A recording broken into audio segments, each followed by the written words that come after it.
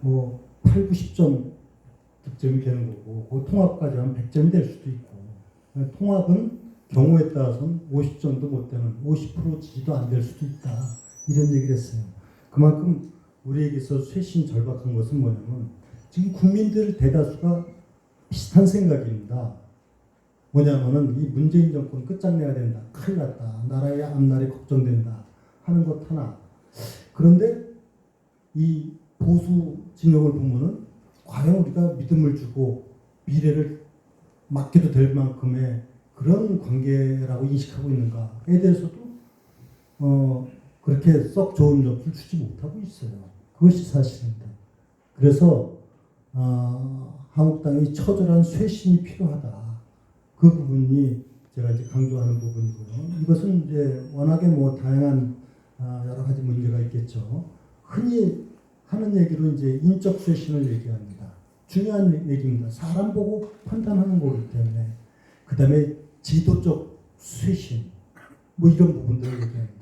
그래서 인적 쇄신에 흔히 쉽게 얘기하는 게 뭐냐면은 물갈이로 얼마큼 지금 정치적인 물갈이를 하느냐. 그 부분이 이제 중요한 현실적인 문제예요. 시장님 몇 퍼센트 물갈이 해야 된다고 생각하세요? 이번에 박명호 사무총장이 지역구의 3분의 1을 컷오프 시키고 하면 이제 경선이나 기타 광고에도 50% 정도 물갈이 50%. 된다 보는데 저도 일단은 수치를 굳이 얘기한다면 네. 그 정도 물갈이는 해야 된다고 50%는 보는데 해야 된다. 저는 숫자보다도 어떤 사람을 어떤 방식에 의해서 물갈이와 국민적 동의를 얻어내느냐 또 더 중요한 게 있습니다. 물갈이만 하고 끝나는 게 아니라 그것을 대체할 수 있는 사람, 인재를 어떻게 영입하느냐. 그래도 이제 한국당이 정말 혁신적으로 새로운 인물, 젊고 유능하고 또 이런 그 분들을 어떻게 많이 영입하느냐. 그 상징적인 인물, 이런 부분들에 대한 노력이 더 필요하거든요. 이 두 가지가 겸해지지 않으면 안 된다.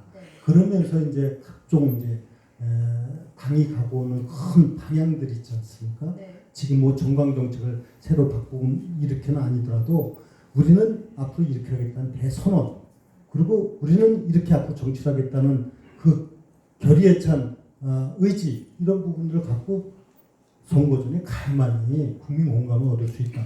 저는 쇄신은 반드시 필요하다. 그리고 그런 부분에 있어서 앞으로 많은 논쟁이 있겠지만은 가장 중요한 거는 쇄신의 첫 번째 뭡니까? 사실은 모든 과거에 대해서 필요하다면 반성하고 사과하고 책임지고 네. 그 다음에 헌신하고 희생하는 거예요. 네. 이것이 없는 쇄신은 사실상 의미가 없어요. 그건 말로 하는 쇄신. 네. 이 부분에 대해서는 진짜 우리가 해야 될 일이 너무 많습니다. 시장님 말씀에 따르면 5분을 다 안 쓰셨어요. 쇄신은 필수인데 쇄신 안에는 반성이 들어가야 되니까 반성이 필수가 되네요. 그 말씀. 반성은 아주 기본이죠. 기본이다. 저는 왜 그러냐면은 네. 왜 지금 문재인 정부를 혹독하게 비판을 하지 않습니까? 네. 그럼 문재인 정부를 탄생시킨 게 누굽니까? 우리들이 다 책임이다 이거죠. 네. 그것이 이제 거슬러 올라가면은 지난해 지방선거도 지고 그 전에 대선도 지고 그 전에 탄핵이 일어나서 네. 대통령이 지금 감옥에 가고 이 부분에 대해서 우리가 반성하지 않고 사실 쇄신을 얘기할 수가 없습니다. 네. 그래서 저는 반성과 사과로부터 해야만이 진정으로 쇄신을 할 수 있는 기본 틀을 마련하는 게 생각합니다. 네. 좋습니다. 한국 사람들이 숫자 좋아하고 점수 좋아하니까 일단 인적쇄신 비율을 박사님은 어떻게 생각하시는지 50% 정도 말씀하셨어요. 숫자로 얘기해요. 네. 108명 현역위원 중에 100명은 옷 벗고 집에 가야 된다고.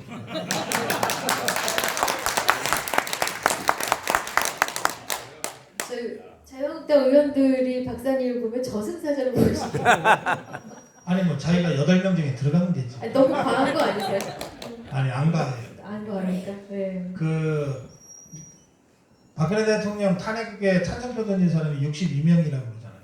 그 62명 집에 가야지. 그렇죠.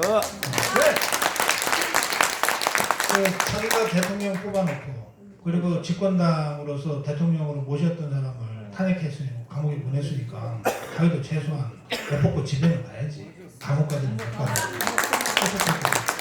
그다음에 그럼 60명이 집단적으로 배신하고 대통령 배신하고 저렇게 활동하네. 그거 지켜내지 못한 무능한 자들은 또 뭐예요? 같이 가요. 네, 같이 가야죠. 같이 가야죠. 그래서 그 탄핵 국면에서 그래도 어떻게든 이 잘못된 탄핵을 막아보려고 방향을 틀려고 노력했던 사람들이 한 7, 8명쯤 될 것 같아요. 네, 그 사람들 빼놓고는 다 자격 없다. 저 그렇게 생각합니다. 숫자로 말씀하라고 그러시니까 네. 네, 108명 중에 100명은 집에 보내야 된다. 그 다음에 네, 그다음에 보낸 다음에 예. 아 이거 아직 집에 안 갔대요? 네. 네. 그리고요. 이제 그 선거철이 이제 공천이 다가오기 때문에 다들 예민합니다. 그래서 저도 조심하려고 하는데 박맹우 사무총장 불출마 선언을 해야 된다고 생각합니다. 왜냐하면 황교안 대표가 사무총장을 선거 전에 다시 바꿀 것 같지 않기 때문에 그러면 이 사람이 이제 당 선거를 책임지고 공천도 실무적으로 책임지는 사람이 되거든요. 그리고 그래서 지금 이 사람이 사무총장이기 때문에 선거기획단의 단장 역할도 하고 있는 겁니다. 그래서 이 사람이 어제 현역 의원 30% 이상 불출마 선언 비례대표 포함해서 모두 50% 이상 물갈이 하겠다라고 발표를 한 거예요. 이 사람이 사무총장이기 때문에 선거기획단의 단장이고 그래서 이 사람이 공식적으로 이런 주장을 할 수 있는 거거든요. 이 정도 하려면 동료 의원 한 50명 날릴 거면 자격부터 벗어야지. 그렇잖아요. 저는 김무성이나 김세연이의 불출마 선언은 아주 고약한 정략적인 정치라고 생각합니다. 불출마라고 하는 것은 다시 국민들한테 공천 달라는 염치가 없어서 다른 사람보다 정치를 더 잘 할 자신이 없어서 하는 거예요. 저것들이 불출마 선언이 뭐 대단한 무슨 벼슬이나 되는 것처럼 그거 가지고 자꾸 황교안 대표 압박하고 공격하고 당을 훑었고 그러잖아요. 그 이런 불출마가 어디 있어 도대체? 네?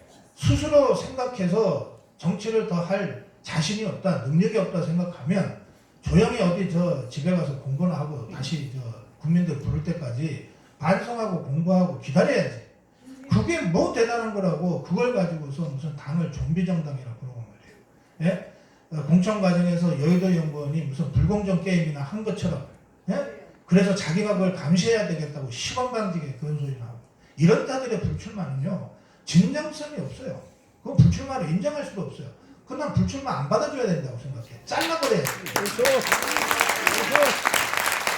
우리가 정치인이 뭐 10년이나 뭐 15년이나 정치를 하다가 불출마 선언을 하거나 정계은퇴 선언을 하면 아름다운 퇴장이다 이래서 뒤에 박수 쳐서 보내거든. 예? 프로 선수들 저 은퇴하면 은퇴식 열어주듯이 한단 말이에요. 그런데 예? 그런데 이 얄팍하게 말이에요. 예? 불출마 선언까지 자기 정치를 위해서 쓰고 있는 이자들한테는 박수를 보낼 수가 없다 이 말이에요. 그래서 명예로운 불출마가 아니라 파면시켜야 된다. 저 그렇게 생각합니다. 네. 우리 부 박사께서 뭐 아주 편안하게 쉽게 강하게 말씀하셨는데 사실상 떠날 때는 말없이 라는 말이 있듯이 정치인에게는 그게 굉장히 이득이고 이왕 떠나면 자기가 몸담았던 곳 또 대한민국이 잘 되도록 하는데 어떻게 하는 것이 가장 이상적인 얘기가 될까 이걸 염두에 둬야 된다고 생각해요. 근데 이번에 김세연 의원이 불출마 선언하면서 얘기한 거는 상당한 부분은 저는 공감을 해요. 고언으로 생각하고 있습니다. 상당한 부분은 얼마큼 우리가 정말 혹독한 혁신을 통해서 국민의 사랑을 받아야 된다는 부분에 대해서는 공감을 하는데 그러나 당을 해체시켜야 된다. 우린 좀비 정당이다. 하면서 자기는 여의도 연구원장에 있다. 이거는 모순점이다. 이런 부분은 좀 제가 실망스럽고 특히 오늘 김세연 의원이 황교안 대표를 가서 위로를 했어요. 제가 나오면서 이렇게 뉴스를 보니까 거기에 그렇게 황 대표를 위로하면서 저도 정치 생명을 걸고 한 얘기입니다. 이렇게 얘기를 하더라고요. 그러면 정치하는 거예요 지금. 나 지금 정치하고 있는 거다. 불출마해서 내가 떠나서 당에 도움된 게 아니라 나 정치 생명을 걸었다는 그 얘기는 내가 이걸 통해서 실제 더 큰 얼마나 큰 이익을 얻는가 아닌가 난 판단하건데 여기다 생명을 걸었다. 떠나면은 불출마는 정치 생명을 걸었다는 얘기를 하면 안 되죠. 나 떠났습니다. 정말 나라가 잘 돼야 됩니다. 이래야 되는 거 아닙니까? 맞습니다. 그래서 저는 이 정치를 하면서 제가 이제 끝날 때 추하지 않아야 되겠다는 생각을 하고 있는데 뭐 또 아까 정말 남의 얘기하기 싫지만은 김무성 대표가 불출마했으면 깨끗하게 당에 어떤 것이 도움이 되고 나라에 어떤 것이 도움이 되는 것이지 며칠 전에 인터뷰를 하면서 뭐 완전 고도의 정치를 하고 있어요 지금. 그러면 그게 무슨 불출마하고 정계를 뭐 정계 떠난다는 얘기는 안 했어요. 그러니까 너무 자기 정치를 한다 이거죠. 이제는 자기 정치를 하는 걸 국민들이 다 보고 있어요. 국민들이 그렇게 간단치가 않다고요. 좀 순수했으면 좋겠다. 떠나면 말없이. 그 대신에 좋은 얘기하고 당에 도움되는 얘기하고 떠나는 것이 정말 당을 사랑하고 나라를 생각하는 정치인의 뒷모습이 아닌가 생각합니다. 네. 이분 정말 훌륭한 패널이세요. 제가 5분을 드렸는데 5분을 다 안 쓰고 계세요. 자, 3분으로 줄이겠습니다. 자, 다음 총선입니다. 지금 사실 박사님이 표현이 좀 굉장히 야성적이시죠? 세죠? 원래 이런 분이 아니셨는데 인천에 와서 그러시네. 맨날 좌파들하고 막 싸우고 막 보이진 않지만 맨날 티 흘리는 전장터에서 야전 사령관으로 뛰다 보니까 조금 과격해지셨는데. 아니 이제 인천 당구가 하도 짜가지고. 그러신 것 같아요. 네. 더 세게 해주세요. 자, 근데 우리가 이렇게 모인 거 유 시장님이랑 또 구성국 박사님 모시고 이런 시간 갖는 이유가 뭡니까? 내년 총선 이겨야죠. 이기자. 총선 이기려고 이렇게 모여서 머리 맞대고 얘기 나누는 거 아니겠습니까? 총선 이겨야겠는데 총선 이기려면 할 일들이 있는데 시장님 먼저 여쭐게요. 총선에 우리가 꼭 이겨야 되겠는데 뭐 변수가 몇 가지 있죠? 변수가 많죠. 근데 그러기 전에 네. 고 박사하고 저하고 이렇게 생각이 좀 비슷한 게 많이 있는 것 같은데 네. 고 박사가 그 프로그램을 진행하고 강연한 걸 제가 늘 봐요. 근데 조금 거기서 차이가 있는 것 같은데 고 박사가 전망하는 내년도 한국당 확보 의석수 네. 어떻게 좀 150석에서 160석 숫자 좋아합니다. 숫자. 150석에서 네. 160석으로 네. 하는데 시장님. 저는 그 이상 했으면 좋겠죠. 왜냐하면 이 문재인 정부를 끝장내고 자유우파가 승리해서 건강한 대한민국을 만들어야 되기 때문에 그 바람이 된 거는 뭐 그 이상이죠. 그런데 저는 이 상태로 간다면 그게 쉽지 않다고 보고 있어요. 그래서 지금부터가 중요한 거예요. 네. 이 상태로라면 그렇게 간단치 않다. 왜냐하면은 저 분석을 해봤어요. 지금 현재 법대로 선거법대로 한다면 지역구가 253석 아닙니까? 253석에서 영남을 예를 들어서 한 8, 90%를 한다고 치고 호남은 기대하기 좀 어렵다고 보고 충청도나 강원, 제주 다 130석이 안 돼요. 거기서 뭐 반 한다고 보고 그럼 수도권이 120석이 넘어요. 253석 중에서 거의 반인데 지금 현재 어떤지 아십니까? 인천, 서울, 경기에서 한국당이 30석이 안 됩니다. 현역 의원이. 근데 여기서 50%를 하면 기적과 같은 건데 50%를 해도 비례대표까지 해도 한국당이 과반수가 안 돼요. 60%를 해야 160석이 돼요. 그러려면은 이 세상이 뒤집혀야 되는 겁니다. 자, 그래서 고 박사께서 얘기하시는 것은 그 이상을 기대하지만은 지금 이대로 과연 되느냐. 이게 안 되기 때문에 제가 쇄신을 강조하는 것이고 비상한 각오로 노력을 해야 되는 것이고 또 그렇게 하는데 앞으로 있을 변수에 대해서 철저한 대응을 해야 된다. 그 변수가 뭐예요? 첫 번째는 선거법이 있어요. 선거법이 지금 개정이 되느냐 안 되느냐 굉장히 중요한 변수가 됩니다. 그 다음에 지금 얘기는 쇄신이 어느 정도 되고 또 통합 문제가 과연 어떻게 되느냐. 이런 뭐 현안들이 지금 굉장히 많이 있어요. 저는 지금 문재인 정부가 정권이 정말 뭐 20년, 100년 집권을 얘기할 정도로 오로지 정책 목적으로 해서는 모든 방식을 안 가릴 정당이기 때문에, 집권 세력이기 때문에 무시무시한 일들이 앞으로 또 있을 수 있다고 보기 때문에 간단치가 않다. 예를 들면 제가 걱정하는 걸 제가 한두 가지 말씀을 드릴게요. 지금 그 저쪽에서 아주 큰 대형 카드를 갖고 있는 게 몇 개가 있을 수 있는데 그 중에 하나가 김정은 카드 아닙니까? 근데 여러분들 잠시 이걸 좀 착각을 할 수가 있어요. 무슨 착각이냐면은 어저께인가요? 김정은이가 저기 시간 안 됐어요? 지금 3초 남았습니다. 요것만 부산 한아세안 정상회담에 안 간다. 이게 뭐 문재인하고 좀 틀어진 모양이네. 얼마 전에 금강산 시설 철거하라. 이게 뭐 문재인에 대해서 어깃장 넘네. 조심하셔야 됩니다. 극단적인 효과를 거두려면 그런 척하면서 결정적인 한 방으로다가 도와줄 때, 역시 이제 평화가 오고 문재인 정권이 남북 정책이 맞아 떨어져가고 결정적인 그거 한 방 때문에 문재인 대통령이 오지랖 넓은 행보하지 말아라, 뭐 삶은 소대까지 뭐 될 얘기를 다 들어도 오로지 그냥 북한에 이렇게 입장에서 하는 거는 내년도 총선 앞두고 한 방이 있다. 이거를 갖다 속아서는 안 된다. 이 대형 이벤트 등등 기타 제가 뭐 시간이 없다 그러니까 많은 일들이 도사리고 있기 때문에 네. 정말 조심해야 되고 비장한 각오가 아니면은 150석이 그렇게 쉬운 것만 아니라 이건 좀 이견이에요. 맞는 말씀으로 들리는데 너무 걱정이 되는데요. 말씀을 듣고 보니까 박사님 155에서 160으로 들리셨어요. 심지어. 제가 주관적인 희망을 얘기하는 거 아니고요. 저는 정치평론을 얘기 먹고 사는 사람이라 제가 예측하게 틀리면은 저 보따리 잡고 집에 가야 돼요. 네. 저는 앞으로 문재인 쪽에서는 하는 일마다 실수다, 하는 일마다 사고라고 생각해요. 맞아요. 이자들이 말이에요. 그 인력 풀이라는 게 다 바닥이 났어요. 법무부 장관 후임도 지금 지명을 못하잖아, 지명을. 이낙연이를 차출해서 선거 치르게 하고 싶은데 총리 후보감이 없어서 지금 못하고 있는 거예요. 이 완전히 인력풀이 바닥이 났어요. 김정은이 카드 갖고 또 한 번 만지작거리면요, 저 좌파 표 툭툭 떨어집니다. 그래서 1년 전과 그렇게 민심이 바뀌었기 때문에 저는 앞으로 문재인 쪽에서 하는 건 하는 일마다 사고고 자충수다 이렇게 생각해요. 그런데 마지막 박수를 치세요.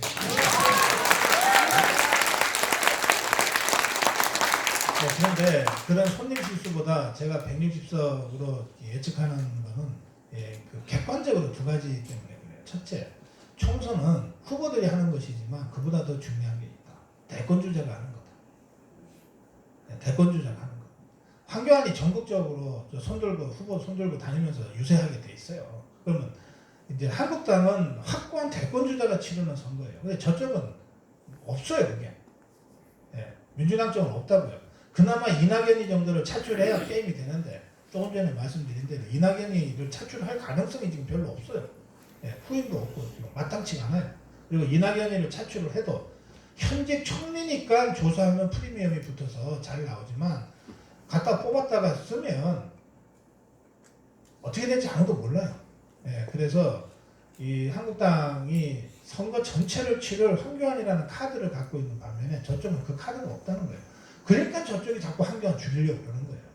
그다음에 두 번째는 후보 공천, 아까 말씀 나왔잖아요. 총선에서는요, 대대적으로 인물 교체하는 쪽이 무조건 이깁니다. 그러니까 한국당은 이 황교안이 제대로 못하면 전 나라도 할 생각이에요. 박사님, 뭘 하시겠다는 거세요? 내가 무슨 뭘 하겠다는 대표 되시겠다는 거 뜻이세요? 고성국 TV를 통해서 공천 받으면 안 되는 사람들 명단 발표할 거예요.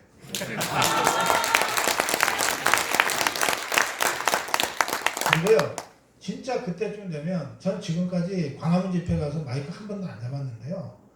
정말 필요하면 광화문 집회 가서 마이크 잡고요. 예, 절대 공천받아서는 안 될 사람 명단 읽어낼 거예요.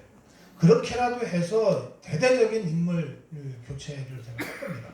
어떻게든 하려고 그래요. 그러면 이쪽은 다 그렇게 최소한 당에서 50% 이상 바꾸겠다고 했는데 제 목표는 70%, 80%까지 끌어올리는 거예요. 네, 시간 됐습니다.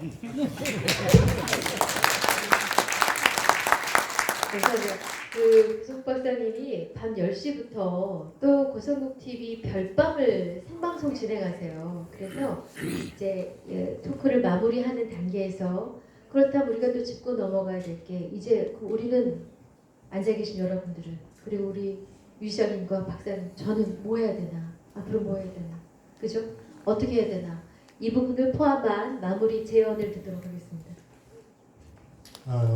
뭐 우리 모두가 다 똑같은 마음으로 나라 걱정을 하고 정말 문재인 정권이 더 집권 연장이 되면 안 되겠다는 부분에 대해서는 이의가 없습니다. 그런 게 어떻게 해야 되느냐 하는 부분이 있기 때문에 걱정하는 마음으로 우리가 처절하게 쇄신도 해야 되니까 해야 될 일을 해야만이 된다. 그래서 이 절체절명의 위기를 극복해야 된다 이런 말씀일 때 제가 이제 그래서 이 말씀을 드리고 싶어요. 이제 여러 가지 변수를 제가 뭐 시간이 없어서 다 말씀 못 드렸는데 가령 김정은 변수가 됐던 기타 변수들이 있는데 이제 속지 말아야 된다. 제발 속지 말아야 된다. 대표적인 게 지금 퍼주기 아닙니까? 우리 세금으로 우리 미래 세대의 돈까지 다 끌어다가 현금 복지하는 이거 정말 속고 있는 거 아닙니까? 누구 돈입니까? 예? 지금 이렇게 수십 조를 퍼붓고도 풀타임 일자리가 118만 개가 줄었습니다. 우리는 이런 데 속아서는 안 된다. 베네수엘라가 왜 망했는지를 보시면 압니다. 그래서 속지 말자. 두 번째는 우리가 이런 여러 가지 상황에 대해서 설득을 하는 노력을 해야 된다. 자기만 알고 있으면 뭐하냐. 같이 노력을 해줘야 된다. 그래서 속지 말고 주변에 설득하고 이런 노력을 통해 가지고 우리가 이 난국을 극복하고 대한민국을 똑바로 세워야 된다 하는 말씀을 드리고 싶습니다. 여론조사는 15% 빼고 읽으면 정확할 겁니다. 그런데 어쨌든 15% 안 빼고 봐도 문재인 지지율이 리얼미터나 이런데 보면 문재인 지지율이 한 45, 잘 못한다가 55 정도 나오잖아요. 그러니까 이미 우리가 이겼어요. 그러니까 두 가지만 하면 무조건 이긴다고 생각합니다. 첫째는 우리가 이겼다는 사실을 확신을 가져야 돼요. 그래야 당당해지거든. 그래야 주위에다가 또 얘기할 수 있게 되거든. 야, 우리가 이겼어. 너 이제 더 이상 저 문재인 좌파 세력한테 끌려다니지 마라. 눈치 안 봐도 돼. 라고 당당하게 얘기할 수 있어요. 그게 첫 번째요. 두 번째는 이 55 있잖아요. 문재인 지지하는 55가 투표장에 가게 해요. 투표장에 가게 해야 돼요. 투표율이 마지막 변수입니다. 통상적으로 자유파는 투표율이 높아요. 그다음에 좌파 성향의 유권자는 젊은 애들도 있어가지고 투표율이 좀 낮아요. 그것 때문에 좌파들이 길을 쓰고 사전 선거, 사전 투표까지 만들어 놓은 거예요.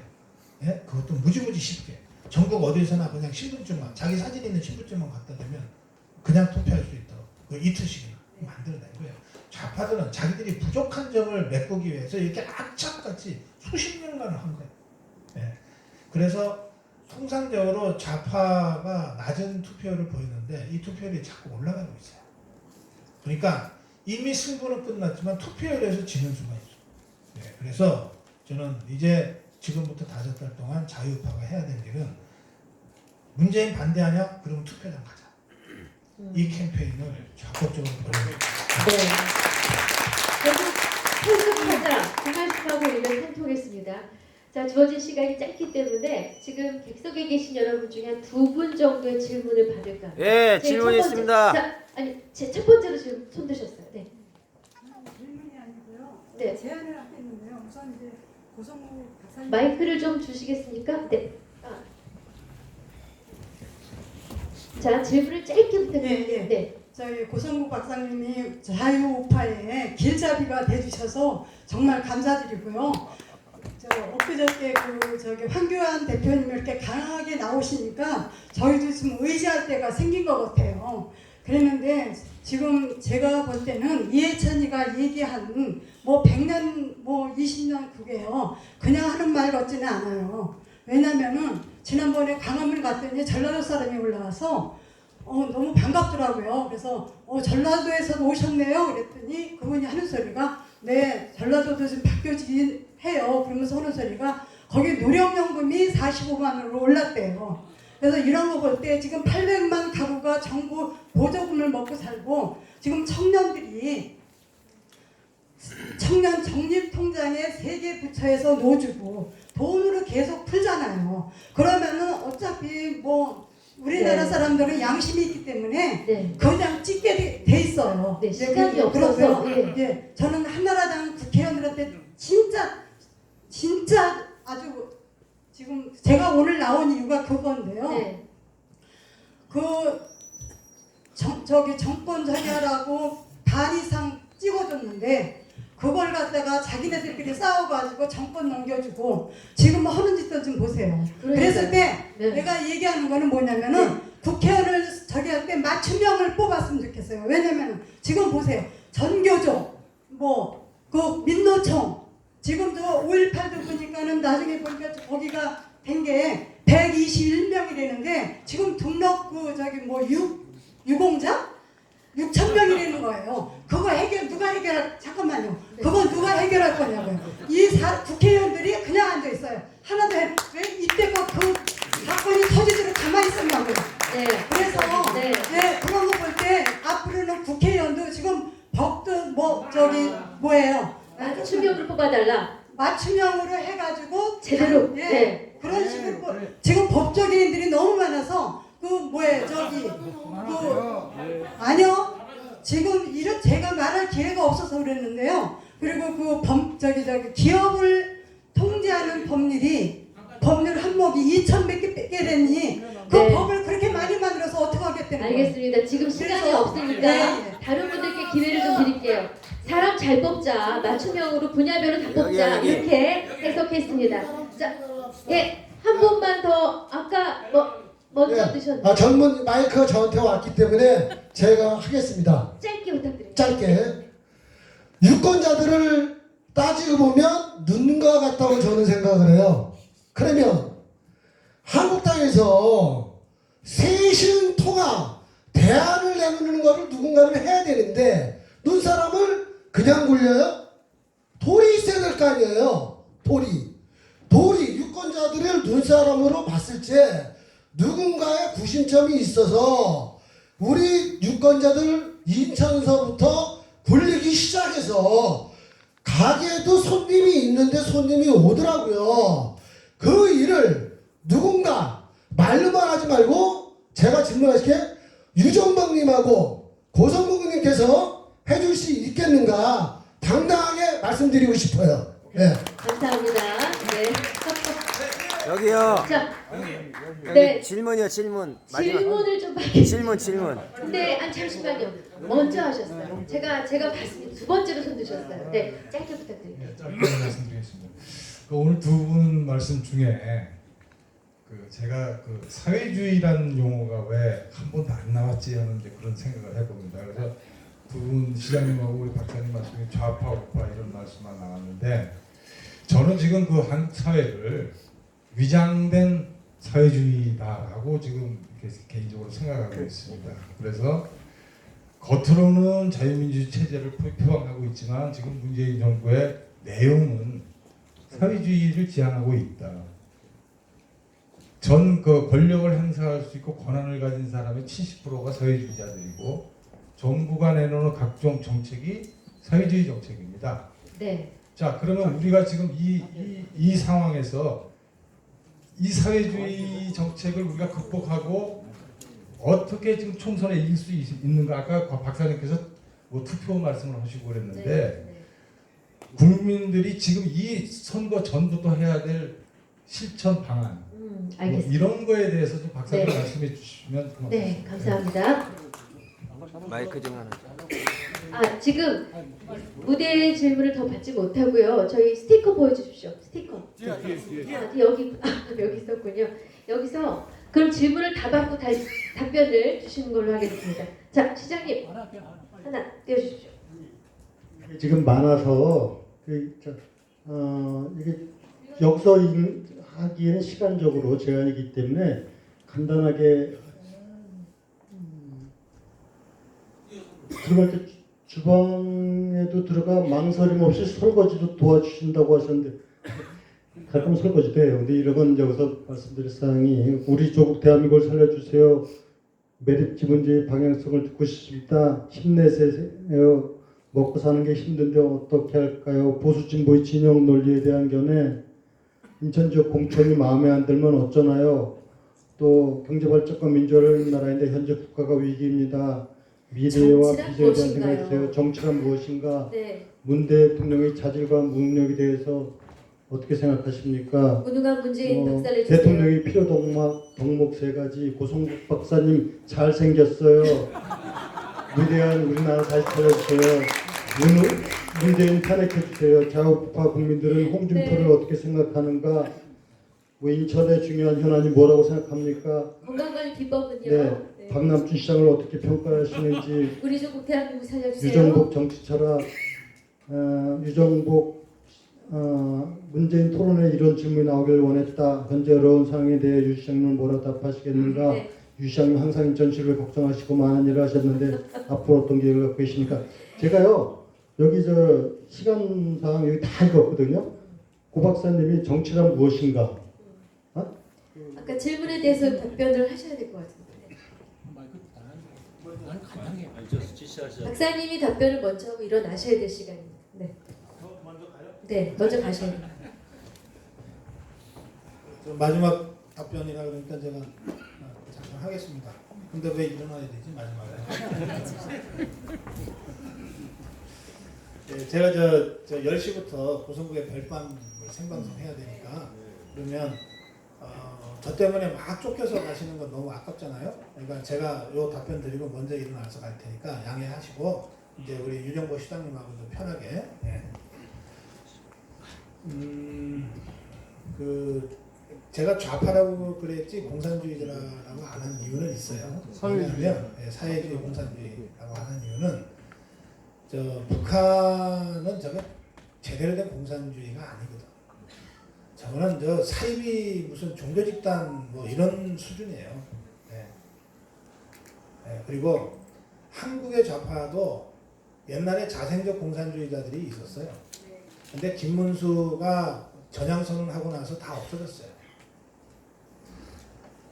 그래서 한국에도 좌파가 있는 게 아니라 종북 주사파가 있는 거예요.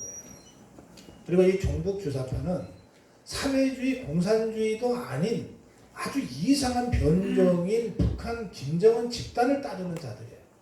네, 그래서 이 자들한테는 공산주의다 사회주의다라고 하는 이 사회과학적 용어를 쓰는 것 자체가 사치스러워. 그래서 그냥 제가 좌파라고 부르는 거예요.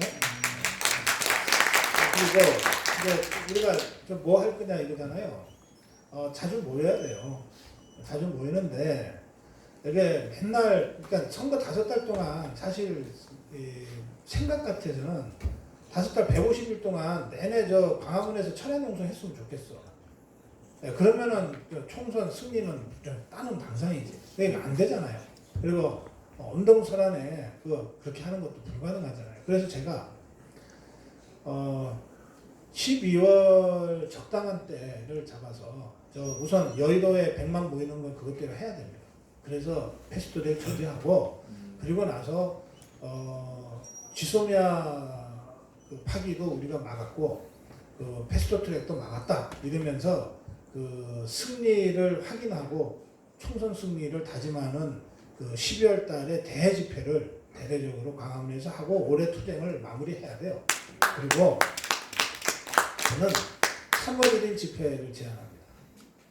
3월 1일 독립운동하는 심정으로 다시 들고 일어나서 이제 정말 10월 3일, 10월 9일 이상의 대대적인 대중집회를 광화문에서부터 여의도까지 해가지고 3월 1일 대중집회를 시작으로 4월 15일 총선까지 자유우파의 힘으로 밀어붙여야 된다. 이렇게 생각합니다. 그리고 마지막으로 한국당이 해야 될 게 공천혁명이에요.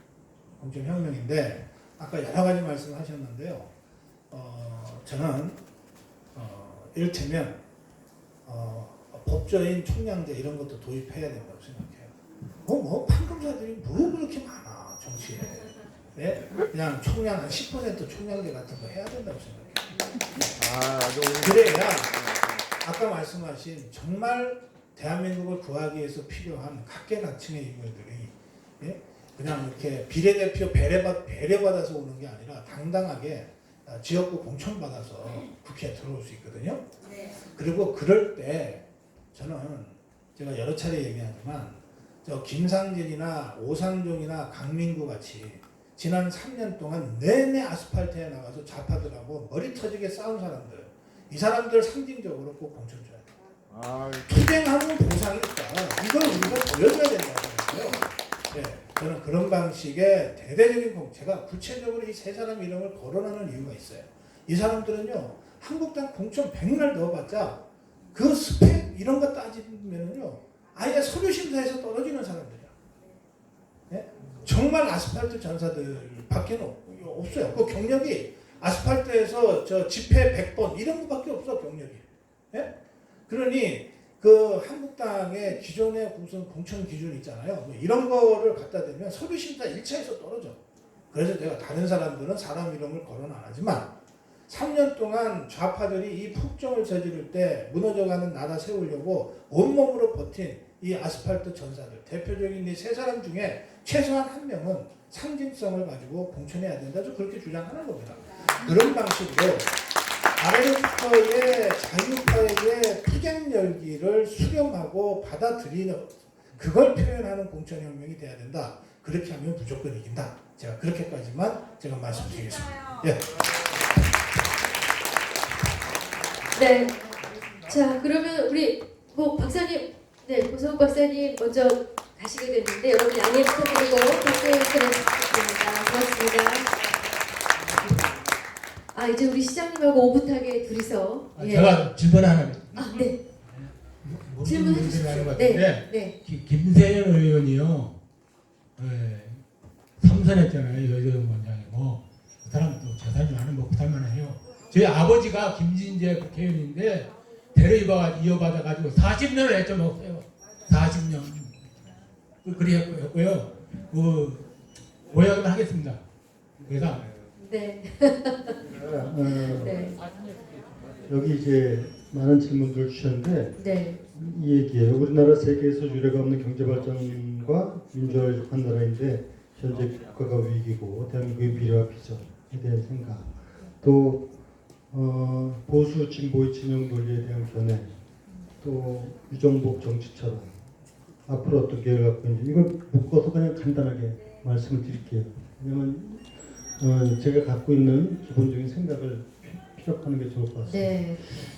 지금 말씀 주신 대로 우리나라는 전 세계에서 유례가 없는 초고속 성장 발전을 한 나라입니다.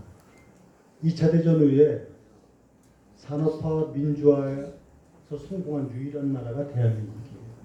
뭐 이거는 말씀 안 드려도 잘 알 겁니다. 위대한 성장 발전을 했습니다. 그런데 지금 우리가 이렇게 고도 성장 발전했는데 행복하다고 생각하지를 않습니다. 그리고 더 미래에 대한 불안감이 큽니다. 이게 이제 문제인 거예요.